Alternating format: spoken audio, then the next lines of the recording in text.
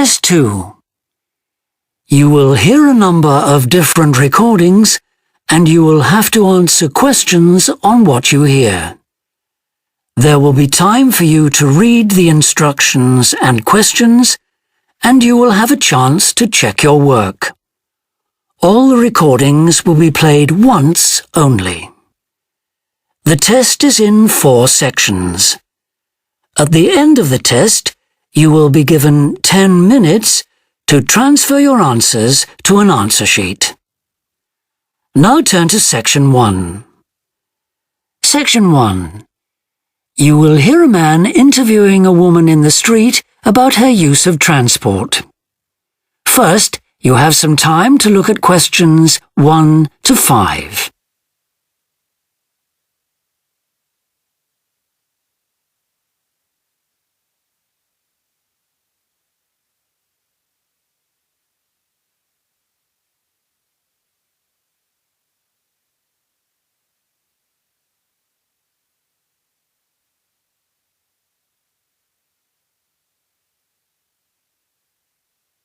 You will see that there is an example that has been done for you. On this occasion only, the conversation relating to this will be played first. Excuse me? Yes? I wonder if you could spare a few minutes to do a survey on transport. It won't take long. No, that's fine. Oh, lovely. The survey is on behalf of the local council. They'd like to know about what transport you use and any suggestions for improvement. Can I start by asking you how you travelled to town today? Sure, I came on the bus. The woman travelled to town by bus, so bus has been written in the space. Now we shall begin. You should answer the questions as you listen, because you will not hear the recording a second time. Listen carefully and answer questions 1 to 5. Excuse me? Yes? I wonder if you could spare a few minutes to do a survey on transport. It won't take long. No, that's fine. Oh, lovely. The survey is on behalf of the local council. They'd like to know about what transport you use and any suggestions for improvement. Can I start by asking you how you travelled to town today? Sure, I came on the bus. Great. Now, can I get a few details about yourself? OK. What's your name? It's Louisa. Yes? Hardy. Can you spell that, please? Yes, it's Hardie. Great, thanks. And can I have your address? It's 19 Whitestone Road. Oh, right, I know that area. It's Bradfield, isn't it? That's right. Is the postcode GT7? It's actually GT8 2LC. Great. And could I ask what your job is? Are you a student? I've actually just finished my training. I'm a hairdresser. Oh, right. And one more question in this section. What is the reason for you coming into town today? Actually, it's not for shopping today, which would be my normal reason, but to see the dentist. Right. Thanks. Before you hear the rest of the interview, you have some time to look at questions 6 to 10.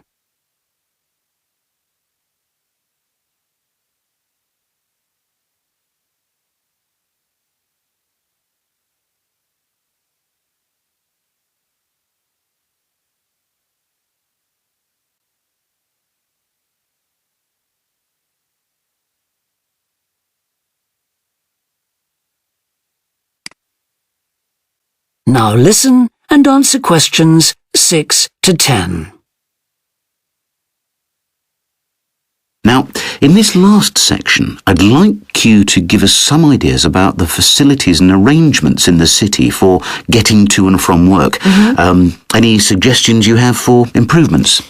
Well, something I've thought about for some time is that when I do walk and I'm doing a later shift, I think the lighting should be better. Yes, good point. And of course, I think it's a real shame they've been cutting down on the number of footpaths. They should have more of those. Then people would walk more. Yes, right. And I don't think there are enough trains. That's why I don't use them. You have to wait so long. Thanks. And finally, I'd like to ask your opinion on cycling. As you may know, there's a drive in the city to get more people to cycle to work. Right. But we realise that there are things which the council, but also employers, might do to help encourage workers to cycle to work. Yeah. Well, I have thought about it, and where I work, there are no safe places to leave your bikes. OK. And also, I'd have to cycle uphill, and on a hot day, I'd arrive at work pretty sweaty, so I think I'd need a shower somewhere at work. Right. And I suppose the last thing is that I wouldn't be all that confident about cycling on such busy roads.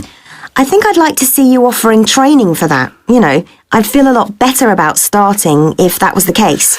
Well, that's very helpful. Thank you very much for your time. No problem. Bye. That is the end of section 1. You now have half a minute to check your answers. Section 2. You will hear a representative of a city council giving information about 2 new facilities which are opening soon in the city. First, you have some time to look at questions 11 to 14.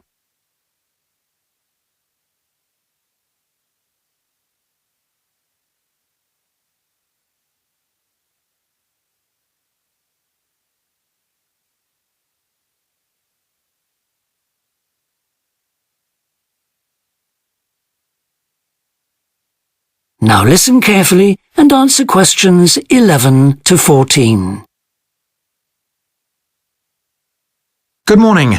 I'm very pleased to have this opportunity to say a little about 2 exciting new developments in the city: the Brackenside open-air swimming pool and the Children's Adventure Playground in Central Park. As many of you may know, the idea for these initiatives came from you, the public, in the extensive consultation exercise which the City Council conducted last year. And they have been realised using money from the SWRDC, the South West Regional Development Commission. First of all, Brackenside Pool. As many of the older members of the audience will remember, there used to be a wonderful open-air pool on the seafront 30 years ago, but it had to close when it was judged to be unsafe. For the design of this new heated pool, we were very happy to secure the talents of internationally renowned architect Ellen Wendon, who has managed to combine a charming 1930s design, which fits in so well with many of the other buildings in the area, with up-to-the-minute features such as a recycling system, the only one of its kind in the world, which enables seawater to be used in the pool. Now, there's been quite a bit of discussion in the local press about whether there would be enough room for the number of visitors we're hoping to attract, but the design is deceptive, and there have been rigorous checks about capacity. Also, just in case you were wondering, we're on schedule for a June the 15th opening date, and well within budget, a testimony to the excellent work of local contractors Hickman's. We hope that as many people as possible will be there on June the 15th. We have engaged award-winning actress Coral White to declare the pool open, and there'll be drinks and snacks available at the poolside. There'll also be a competition for the public to decide on the sculpture we plan to have at the entrance. You will decide which famous historical figure from the city we should have. Before you hear the rest of the talk, you have some time to look at questions 15 to 20.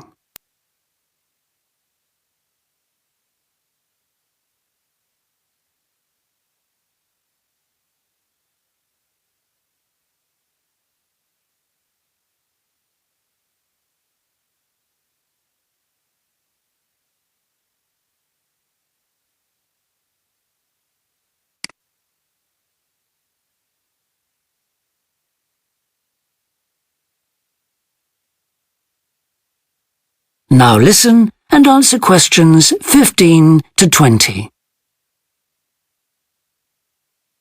And now, moving on to the Central Park Playground, which we're pleased to announce has just won the Douglas Award for Safety. The news came through only last week. The unique design is based on the concept of the global village, with the playground being divided into 6 areas showing different parts of the world, each with a representative feature. For example, there is a section on Asia, and this is represented by rides and equipment in the shape of snakes, orangutans, tigers and so on, fauna native to the forests of the region. Moving south to the Antarctic, we couldn't run to an ice rink, I'm afraid, but opted instead for climbing blocks in the shape of mountains. I thought they could have had slides for the glaciers, but the designers did want to avoid being too literal. Then on to South America, and here the theme is El Dorado, games replicating the search for mines full of precious stones. And then, moving up to North America, here there was considerable debate. I know the contribution of cinema and jazz was considered, but the designers finally opted for rockets and the International Space Station. Eastwards to Europe then, and perhaps the most traditional choice of all the areas, medieval castles and other fortifications. Then last but not least, moving south to Africa, and a whole set of wonderful mosaics and trails to represent the great rivers of this fascinating and varied continent. Now, the opening date for our global playground is the 10th of July, and again, we'd love to see you there. So, make a date and come and see this magnificent, original new amenity right in the heart of the city. That is the end of section 2. You now have half a minute to check your answers. Section 3. You will hear 2 anthropology students called Victor and Olivia discussing their joint presentation about a Norwegian explorer called Thor Heyerdahl. First, you have some time to look at questions 21 to 24.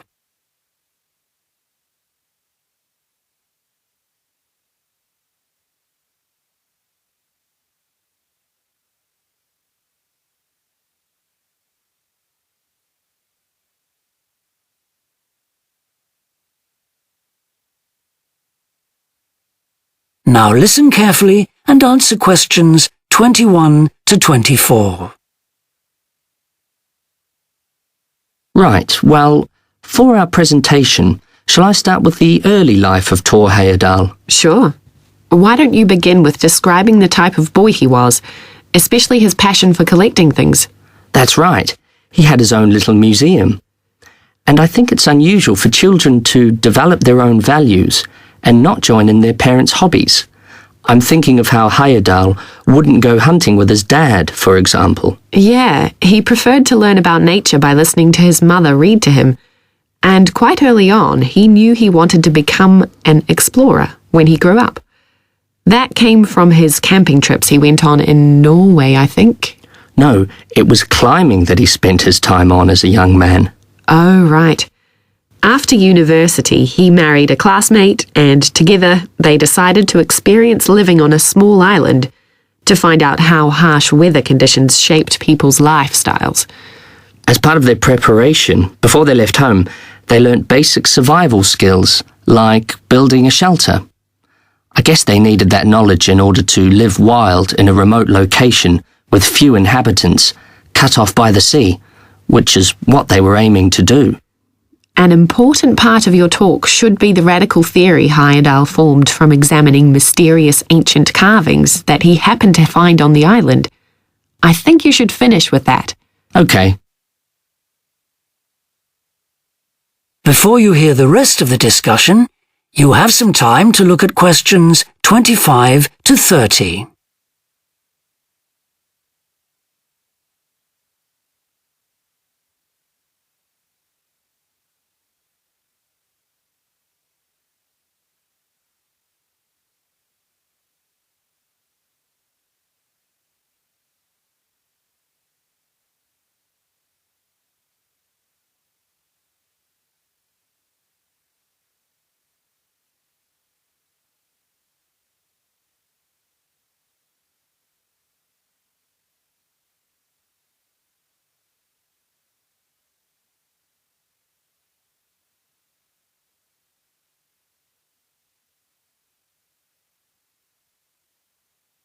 Now listen and answer questions 25 to 30.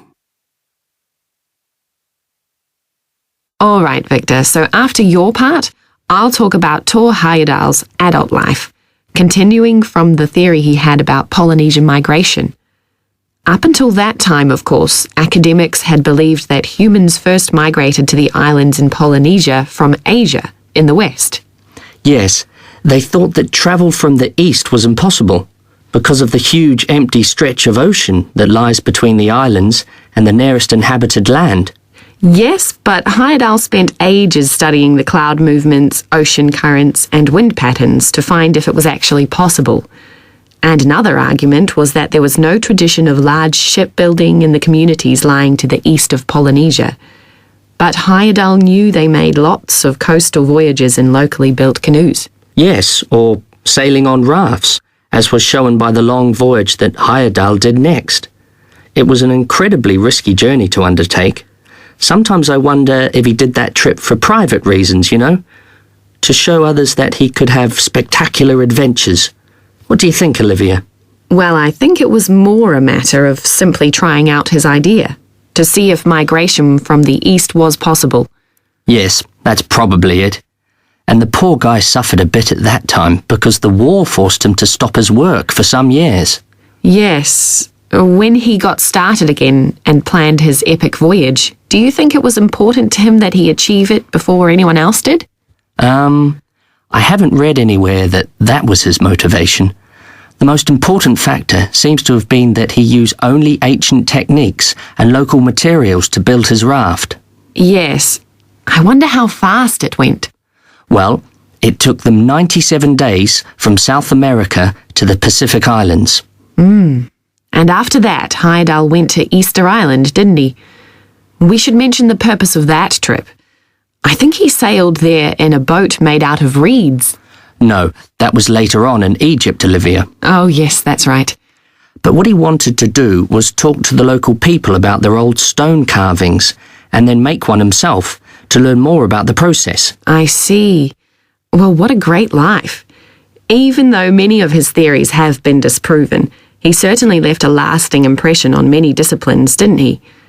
To my mind, he was the first person to establish what modern academics call practical archaeology. I mean, that they try to recreate something from the past today, like he did with his raft trip. It's unfortunate that his ideas about where Polynesians originated from have been completely discredited. Yes. Right, well, I'll prepare a PowerPoint slide at the end that acknowledges our sources. I mainly used The Life and Work of Thor Heyerdahl by William Oliver.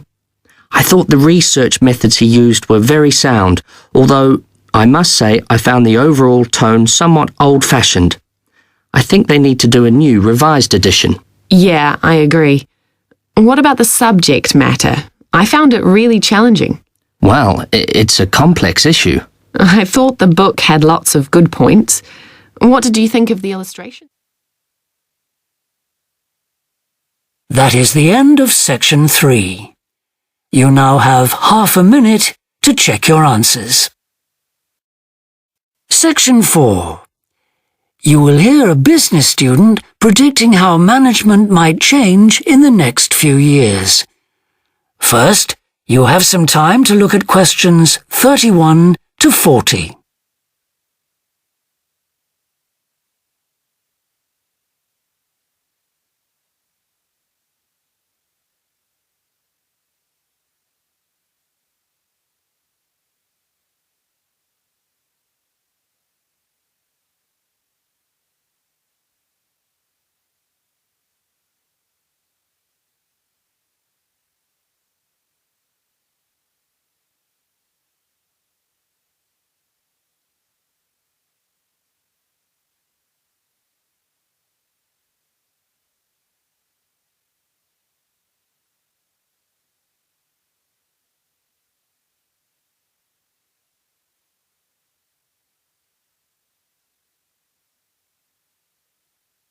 Now listen carefully and answer questions 31 to 40.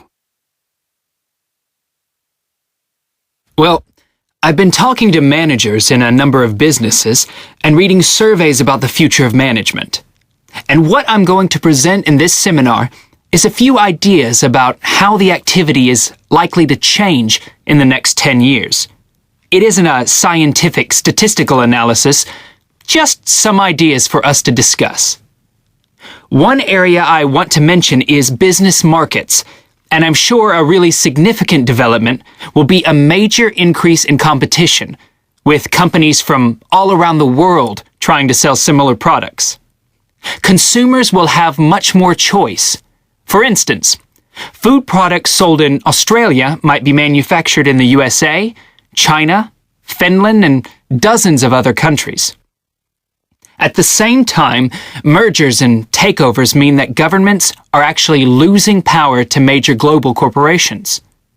We can probably all think of companies that exert a great deal of influence, which may be good for consumers. A third point I want to make about markets is that in the rapidly expanding economies, such as India, China, Brazil, and Russia, demand is growing very fast. This is putting pressure on resources all over the world. I think businesses are becoming more open to external influences. In particular, companies are consulting customers more and more before making their business decisions. Companies are finding out what they want and providing it, instead of making products and then trying to sell them, which is the model of years ago. Another influence is that concerns about the environment will force manufacturers to extend product life cycles to reduce the amount of pollution and waste. And, in some cases, regulation will need to be strengthened. Many societies are much more fluid and democratic, and the structure of companies is changing to reflect that.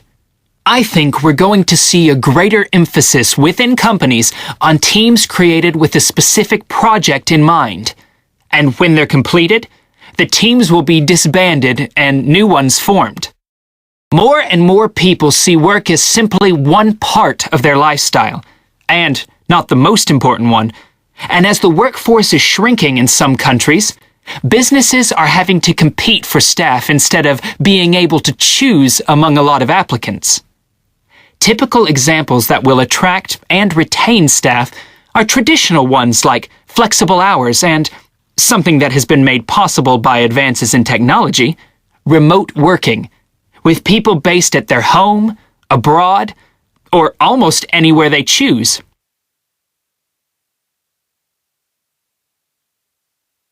Management styles will almost certainly continue to change. Senior managers will require a lot more than the efficiency that they've always needed. Above all, they'll need great skills in leadership, so that their organization can initiate and respond to change in a fast-moving world where they face lots of competing requirements and potential conflicts. In most of the world, the senior managers of large businesses are mainly men in their 50s and 60s. The predominant style of management will almost certainly become more consultative and collaborative, caused, above all, by more women moving into senior management positions. Many of the changes are influenced by developments in the wider economy. The traditional emphasis of business was manufacturing, and of course the service sector is very important. But we shouldn't overlook the growing financial contribution of IP, that is, intellectual property. Some books and films generate enormous sums from the sale of related DVDs, music, games, clothes, and so on. Another point I'd like to make is that although I've been talking about companies, one trend that they have to face is the move away from people working for the same employer for years. Instead, more and more people are becoming self-employed to gain the freedom and control over their lives that they're unlikely to get from being employed. Okay, well, that's all I want to say, so let's open it up for discussion. That is the end of section 4. You now have half a minute to check your answers.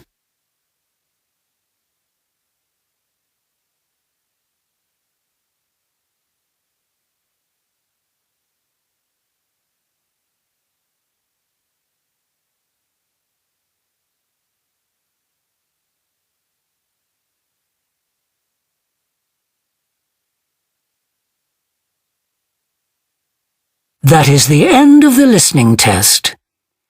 In the IELTS test,